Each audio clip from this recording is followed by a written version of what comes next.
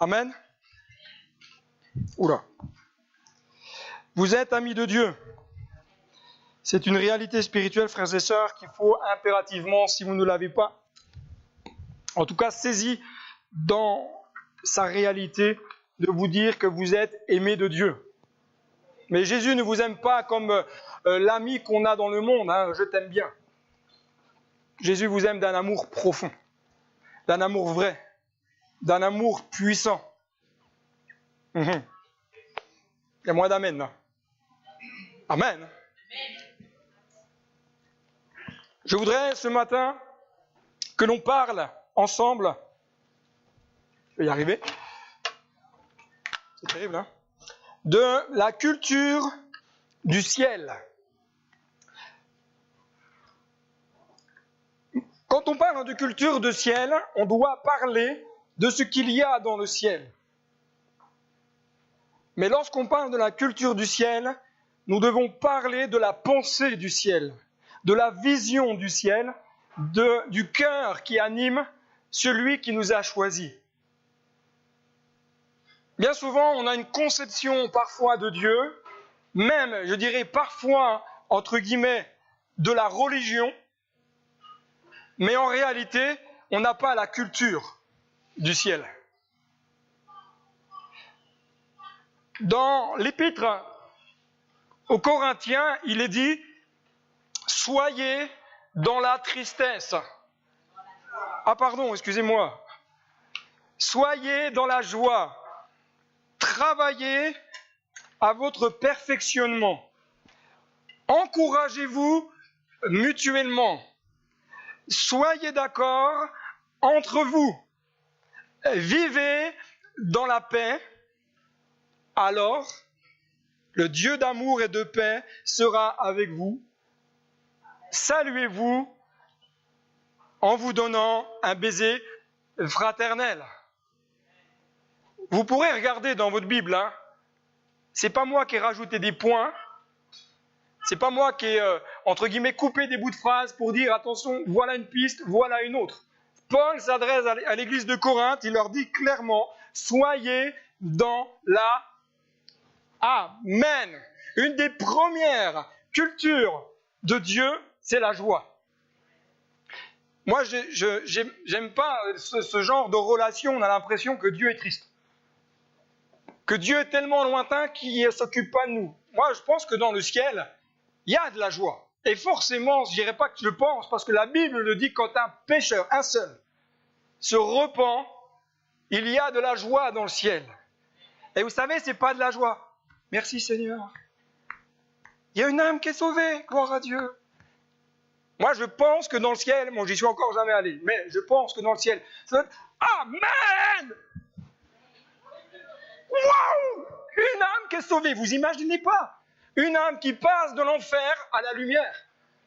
Il y a de quoi se réjouir.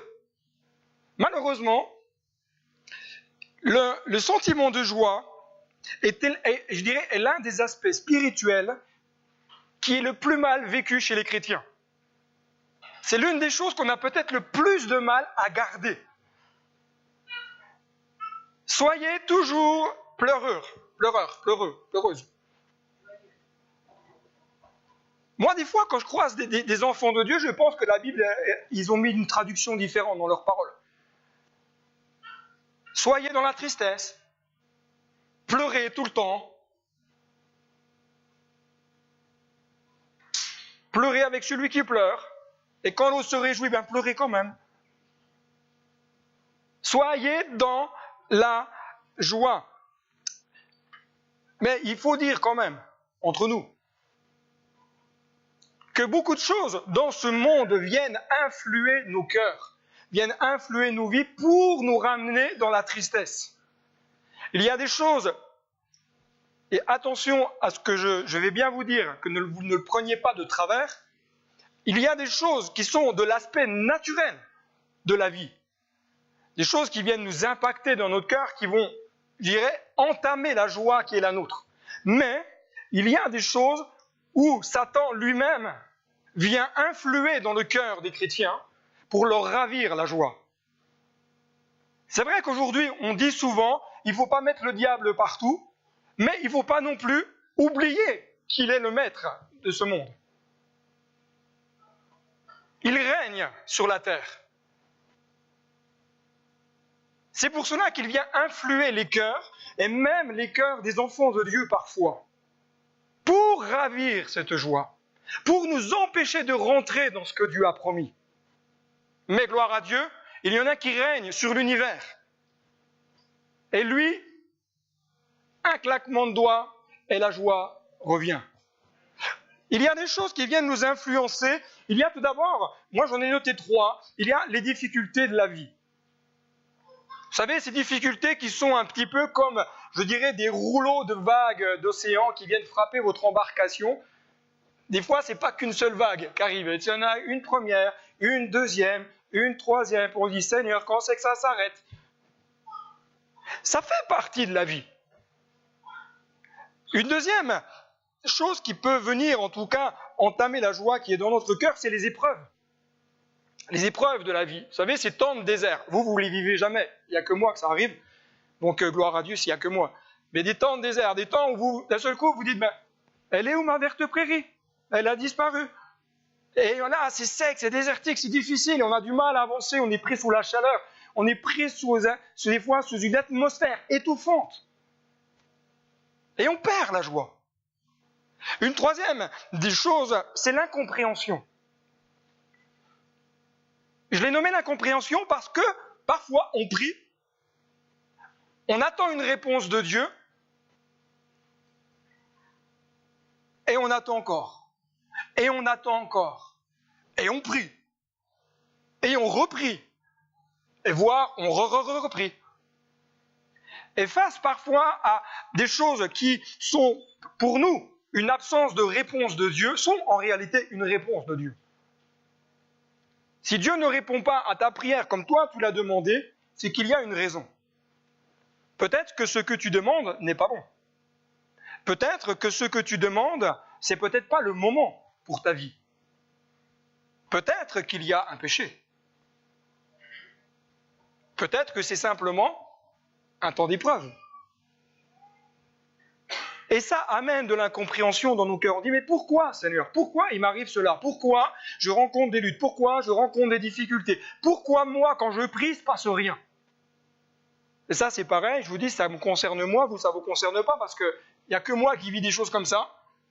Et parfois, je dis à Dieu, mais pourquoi? Moi, je ne comprends pas. Demain, je vous enverrai une méditation, où dans la fin de journée, justement, on parle de ce pourquoi. Soyez rassurés, frères et sœurs. Il n'est pas anormal de se poser la question « pourquoi ?» et de dire à Dieu « pourquoi je passe par un temps compliqué ?»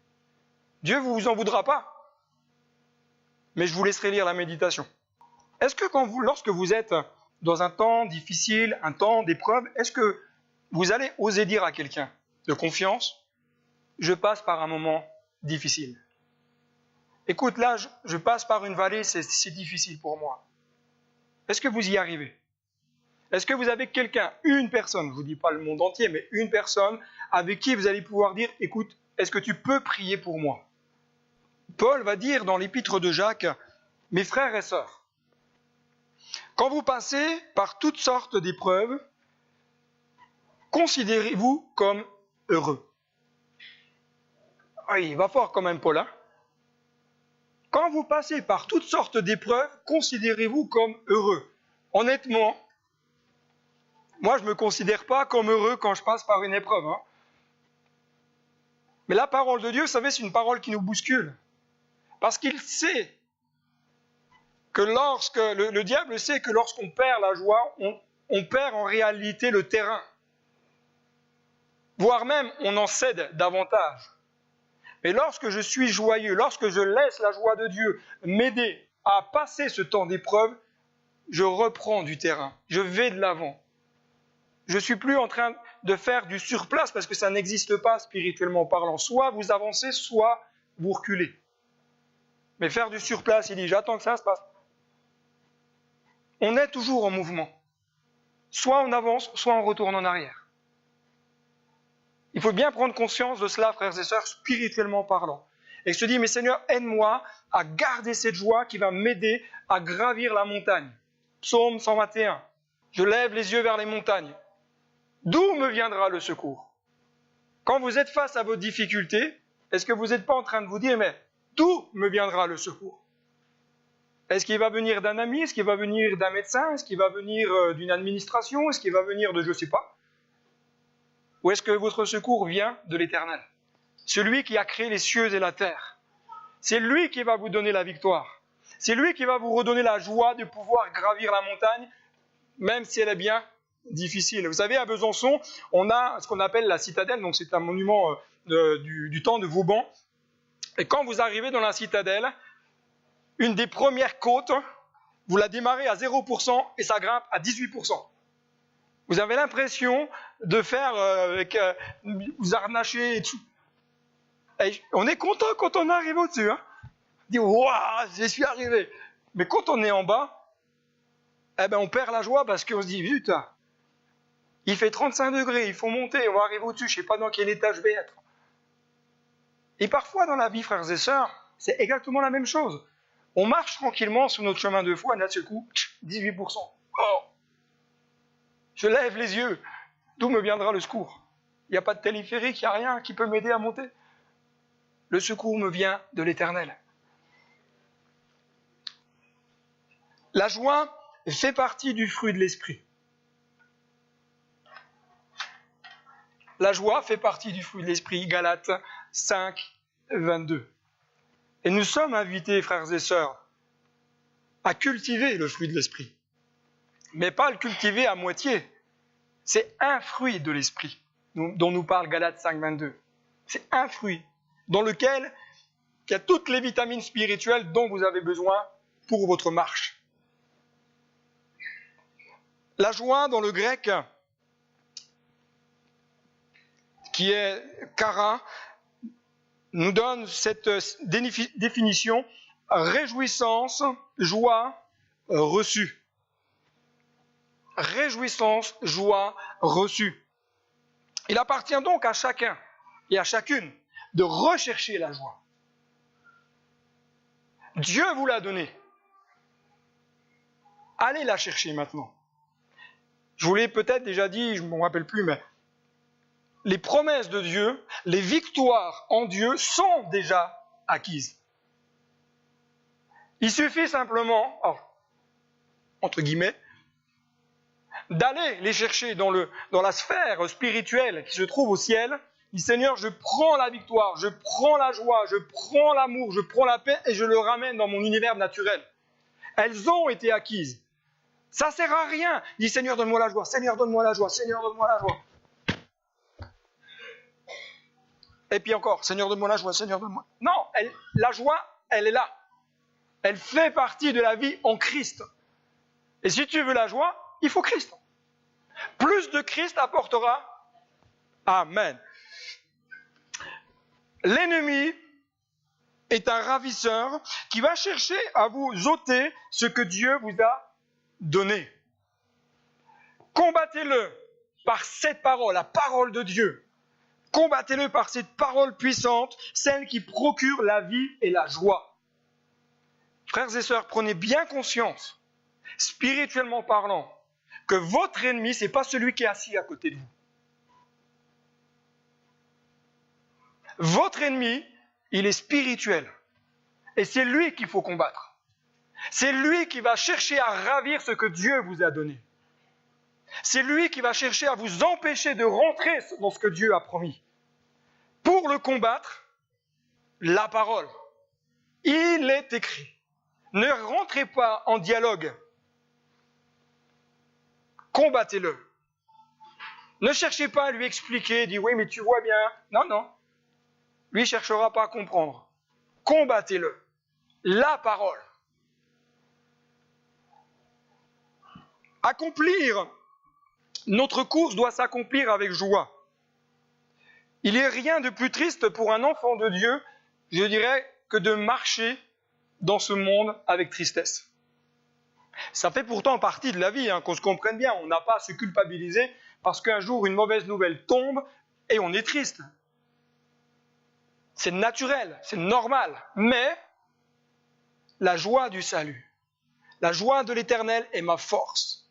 J'aime beaucoup un chant de Philippe de Courroux qui dit « La joie de l'Éternel est ma force est dans sa joie. Ma force est dans sa joie. » Servir Christ, c'est abandonner sa propre vie. C'est abandonner ses propres rêves. C'est abandonner ses propres ambitions pour suivre celui qui a le plus beau des rêves pour ma vie, celui qui a les plus belles ambitions pour moi. C'est ça, servir Christ. C'est abandonner notre moi pour nous fixer sur lui. Et je vais vous dire honnêtement, plus vous aurez ces démarches-là avec Dieu, plus vous serez bénis et plus vous serez victorieux. Ça dit plus amen des deux côtés. Amen. Pour certains, la vie d'ici-bas a plus d'importance que la vie spirituelle. Il y a plein de personnes aujourd'hui qui préfèrent vivre pour les biens de ce monde que de vivre pour Dieu. Je dirais même, malheureusement, des fois ça touche les chrétiens. Certains vivront plus pour leur intérêt personnel que se dire « mais qu'est-ce que Dieu veut pour moi ?» Nous sommes tous appelés à vivre la marche de la foi avec tristesse. Avec joie? C'est vous qui dites amen. Hein? Vous vous engagez à garder toute la semaine la joie du Seigneur. Hein? Nous sommes tous appelés à servir le Seigneur avec amen. Je bénis ton nom, Seigneur. Il y a des tâches, Seigneur. Qui c'est qui a mis un chewing-gum par terre? Il ne veut pas s'enlever. Et là, on dit, Seigneur, je te loue. Et là, c'est le coup d'entend. Servir le Seigneur avec joie, il n'y a rien de meilleur que de servir le roi des rois. Et servir le roi des rois, c'est pas que prêcher la parole de Dieu. Servir le roi des rois, c'est jouer de la guitare, c'est chanter, c'est faire le ménage, c'est faire les carreaux, faire le café. Tout ce que nous faisons, faisons-le comme pour le Seigneur. Amen. Nous sommes appelés à servir avec joie et à annoncer la bonne nouvelle avec joie. Et lorsque j'annonce l'évangile, je dois l'annoncer avec joie. Parce que je vis pour le roi des rois. Parce que j'ai celui qui vit en moi, il est plus grand que celui qui est dans le monde. Amen. Servir, annoncer la bonne nouvelle avec joie. Dites au monde extérieur que Jésus les aime. Mais pas avec une comme ça. Dites-leur que Jésus les aime. Prenez-les dans les bras. Le Saint-Esprit. Alors, il me semble que j'ai inventé un mot là. Ça doit être un truc franc-comtois. Le Saint-Esprit. Non, je n'ai pas inventé. Le Saint-Esprit est un communicateur de Dieu. Il prend de Dieu et nous le donne. C'est pour cela, frères et sœurs, qu'on a besoin de l'abondance du Saint-Esprit dans nos cœurs et dans nos vies. On veut plus de Dieu, mais on ne voudrait pas du Saint-Esprit. Quand vous prenez Dieu, vous prenez un package. Vous avez Dieu le Père, Dieu le Fils et Dieu le Saint-Esprit. Je ne peux pas dire j'ai que Dieu le Père et je ne veux pas du Saint-Esprit.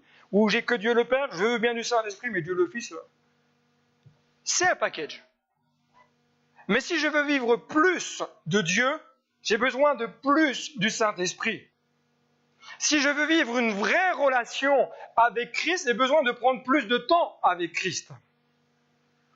Et le Saint-Esprit vous communiquera les choses célestes pour vous amener sur le chemin de la gloire. Non pas de la gloire des hommes, mais la gloire de Dieu. Amen. Paul va dire dans l'Épître aux Colossiens juste ceci. Attendez, je recherche ma phrase. Il dit soyez toujours, pas de temps en temps, soyez toujours, et avec joie, persévérant et patient. Soyez toujours. C'est pas qu'un jour sur deux. Moi, je prends les jours pairs et mon épouse prend les jours impairs. Soyez toujours avec joie, persévérant et patient. Pourquoi? Parce que Dieu nous amène sur la culture du perfectionnement. Dans une vie antérieure, je vais dire comme ça, à un moment donné, j'ai partagé avec certains frères et sœurs la culture de la médiocrité. On se satisfait aujourd'hui plus de la médiocrité que de se perfectionner. C'est une réalité dans notre monde, c'est une réalité aussi dans les églises. Parce que lorsqu'on parle de perfectionnement, vous avez des chrétiens qui regardent comme ça, là. Ils ont le sourcil paupière droite.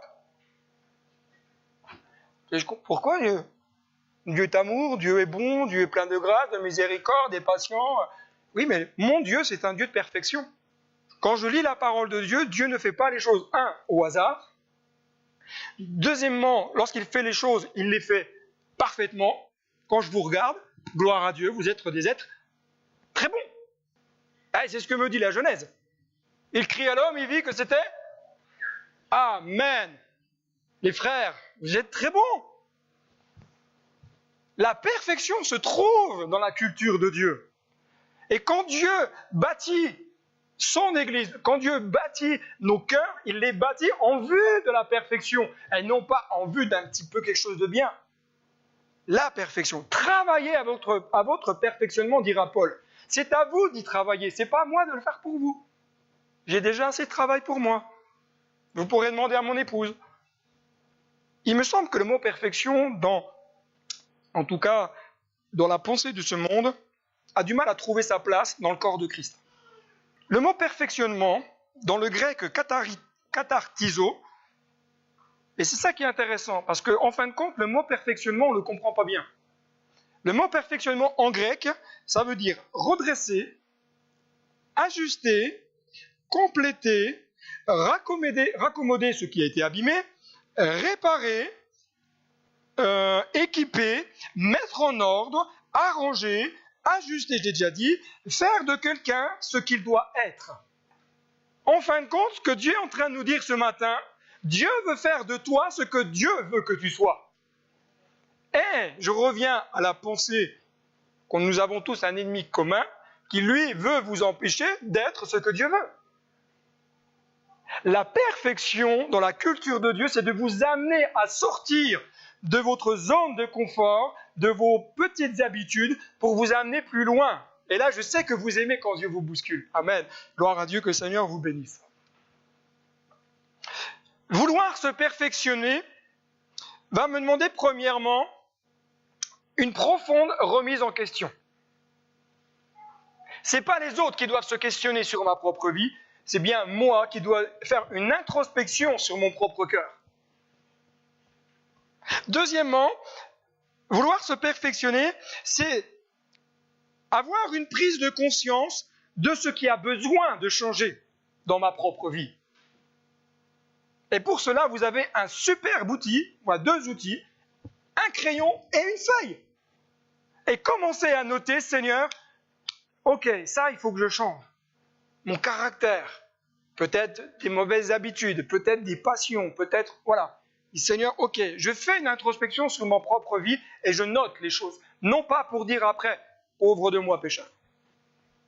On est d'accord? Après, dit Seigneur, ok, j'ai besoin de ta grâce. Et je te demande pardon pour toutes ces choses-là, mais aide-moi à changer. Troisièmement, vouloir se perfectionner, c'est prendre une décision de vouloir changer. Parce que vous pouvez noter les choses qui ont besoin de changer. Si vous ne voulez pas changer, Dieu ne vous changera pas. On dit toujours à ceux, en tout cas qui sont pris par des addictions, quelles qu'elles soient, Dieu ne délivre pas des amis. Dieu ne vous délivrera pas de vos amis. Si on aime une passion et qu'on demande à Dieu de nous délivrer, tant qu'on l'aime, Dieu ne fera pas le travail. Mais si je prends dans mon cœur la vraie décision, dit maintenant stop, c'est fini, là le miracle se produit. Amen. Mon gendre qui était fumeur, pas converti, etc., le jour où il a pris la décision de changer, il a été délivré du tabac.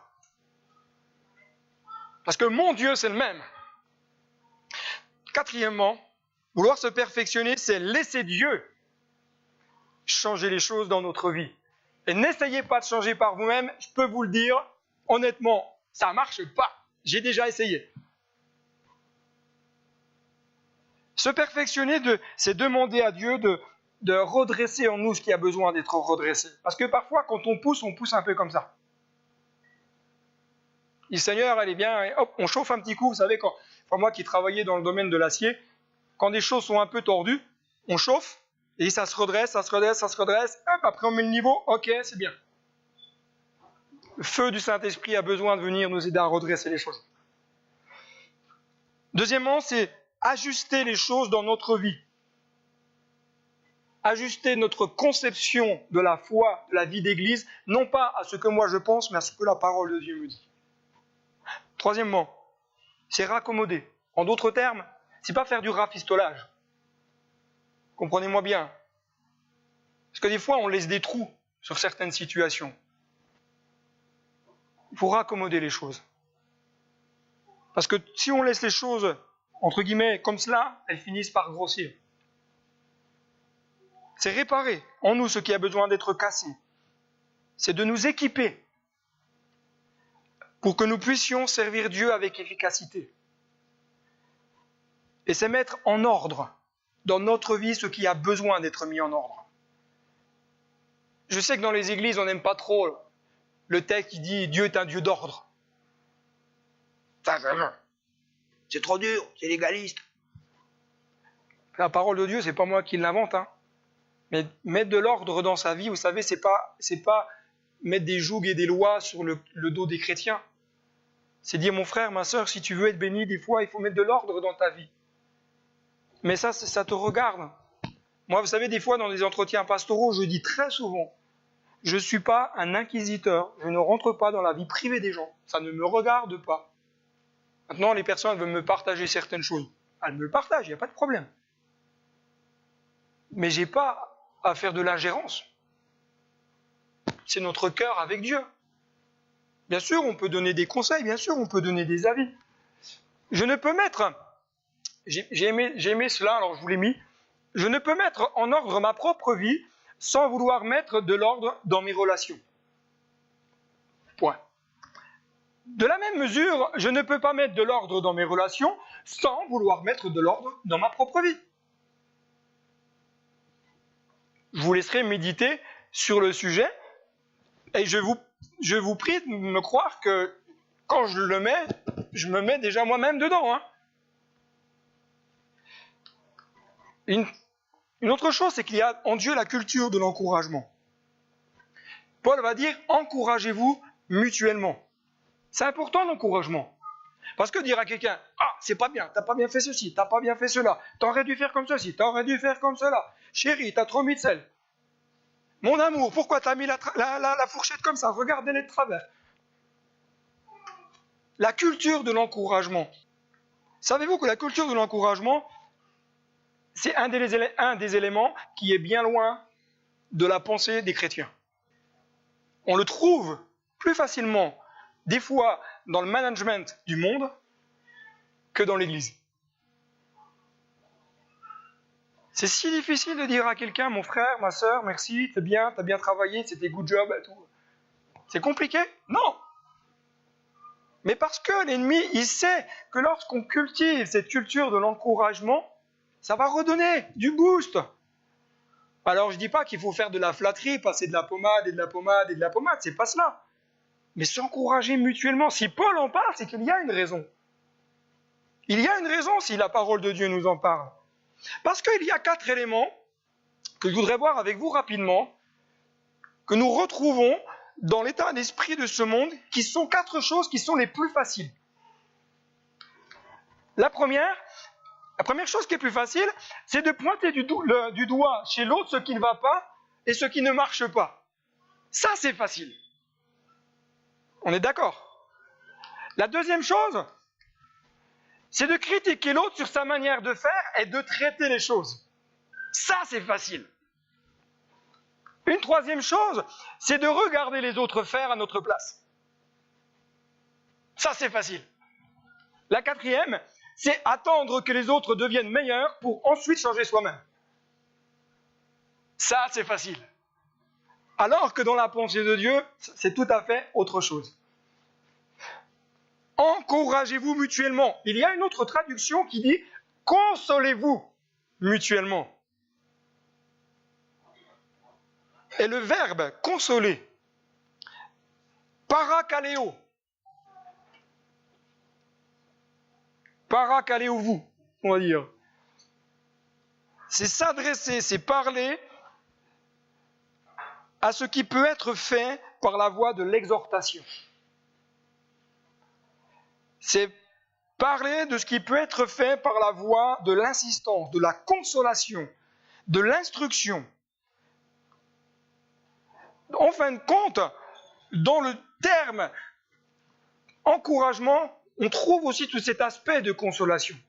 Parce que lorsque vous faites faire par quelqu'un quelque chose et qu'il se plante, le but n'est pas de lui dire « c'est pas bien ce que tu as fait », c'est dire « t'inquiète pas, ok, on va regarder qu'est-ce qui n'a pas fonctionné ». Et on s'encourage à reprendre du terrain. Parfois, on n'ose plus faire les choses à force qu'on nous dise les choses de travers. On dit « ah, c'est pas bien ce que tu as fait ». Après, à un moment donné, il me dit « de toute façon, quoi que je dise, quoi que je fasse, ça sera pas bien, donc je vais périr ». Consolez-vous. La parole de Dieu nous pousse à sortir de notre raisonnement pour appliquer la pensée de Dieu.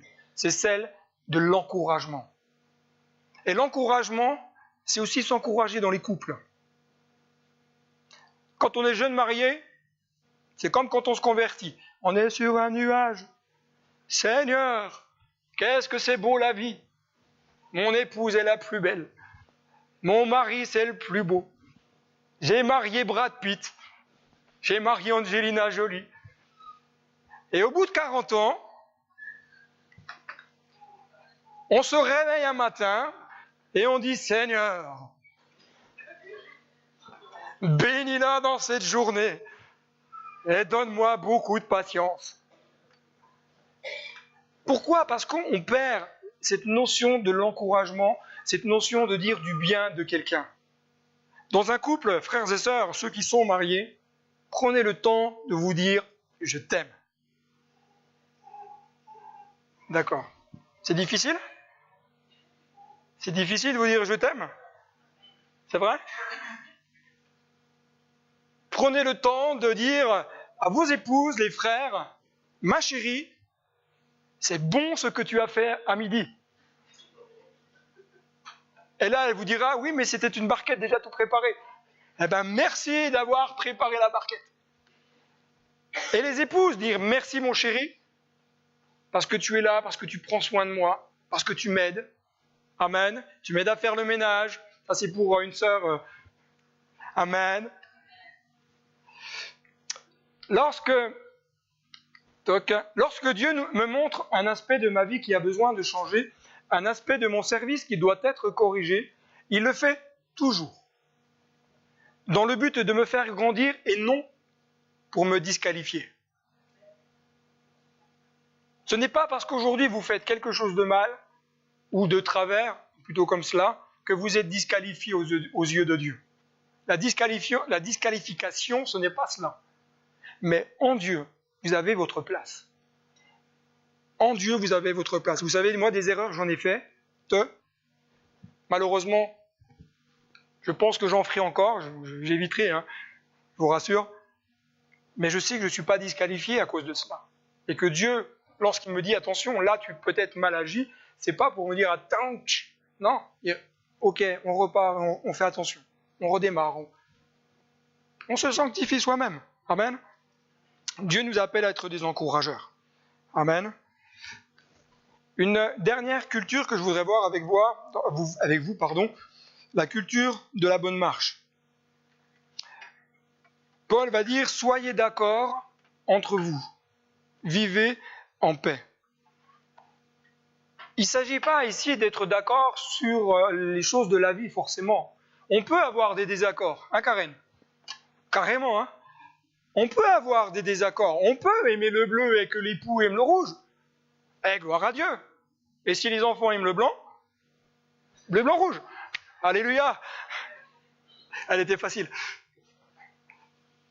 Mais soyez d'accord entre vous dans le corps de Christ. Lorsque la paix n'est plus présente, il y a comme une faille spirituelle dans le corps, qui est l'Église. La paix, c'est un des éléments qui m'indique, c'est l'indicateur qui va me dire, là, on est dans la bonne voie. Même si on peut sentir de l'opposition, même si on peut sentir de la résistance, si la paix est dans le cœur, c'est que je suis sur la bonne voie. Si je n'ai pas la paix, c'est qu'il y a quelque chose qui ne va pas. Dieu ne peut bénir comme il voudrait, si dans l'Église se trouve du désaccord et de la zizanie. La zizanie, je vous rappelle que c'est de l'ivraie. Vous savez, quand Jésus dit, comment le texte, je ne me rappelle plus, Thomas, s'il vous plaît, au secours, il va me trouver le texte. J'ai mon binôme là, au cas où j'ai une perte de référence. La zizanie, c'est le bazar. Ça fait partie de la dispute, bien entendu. Soyons vigilants à cela, frères et sœurs. Parce que lorsqu'il se trouve dans l'Église de la rancœur, de l'animosité, de l'amertume, il n'y a plus la paix. On peut prétexter et vivre la paix, mais en réalité, on ne le vit pas. Mon Dieu est un Dieu de réconciliation. Amen. Tout d'abord parce qu'il veut vous réconcilier avec Dieu. Mais ensuite, il veut aussi vous réconcilier avec votre frère et avec votre sœur en Christ. Et je pousse un peu exprès le bouchon plus loin, je le fais volontairement, ne vous inquiétez pas. C'est aussi la réconciliation dans les couples. Parce que lorsqu'il n'y a pas de paix dans le foyer, comment vivre une vie épanouie en Dieu? Comment dire « Seigneur, je t'aime » alors que j'ai peut-être du mal à supporter mon conjoint ou ma conjointe? Je vous rassure, ce n'est pas le cas chez moi. On n'est pas parfait, mais on cultive la paix. On cultive le pardon. On apprend aussi à se demander pardon. Ça fait partie de la vie chrétienne. Se demander pardon quand on a tort. Ne cherchez pas à aller plus loin tant que ces choses-là ne sont pas réglées dans votre propre vie. Réglez déjà les choses et ensuite reprenez la marche. J'aime beaucoup ce texte de la parole de Dieu dans le deuxième épître aux Corinthiens, chapitre 5, verset 20, et on va le lire ensemble, en tout cas, juste une toute petite partie. Deuxième livre aux Corinthiens, chapitre 5, verset 20.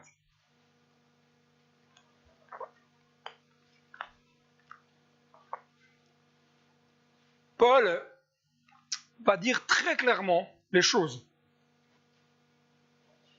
Et il le dit avec son cœur, il le dit avec son âme.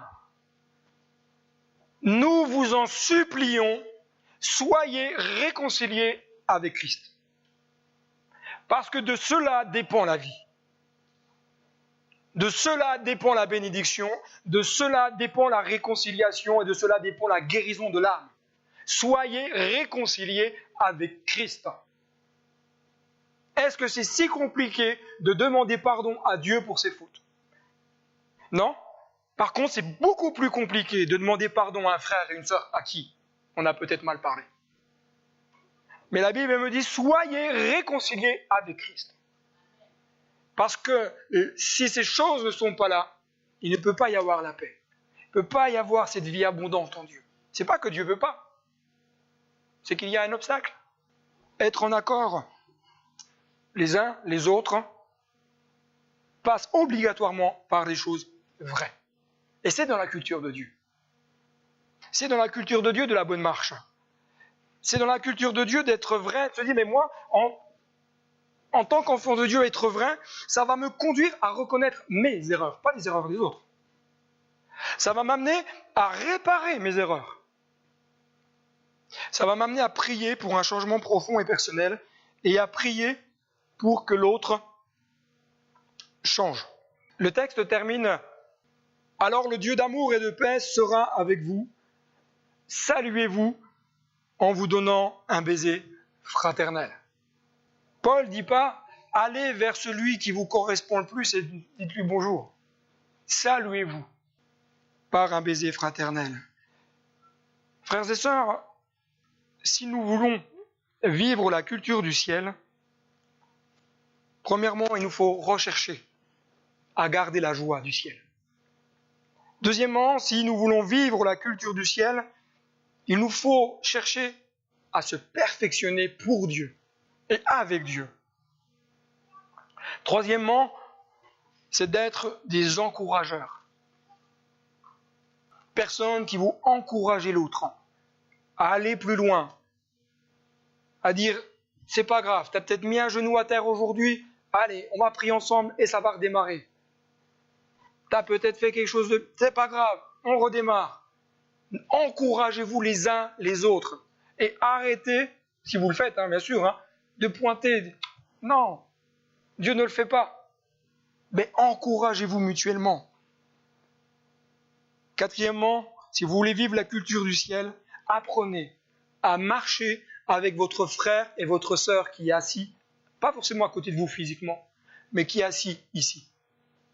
Alors, nous dit Paul, Dieu sera avec vous. 4 éléments pour que Dieu soit avec nous. 4 éléments pour que nous puissions vivre une vie d'église épanouie. Et la Bible termine, en tout cas Paul termine par cette simple phrase, saluez-vous les uns les autres avec un baiser fraternel. On incline nos têtes ?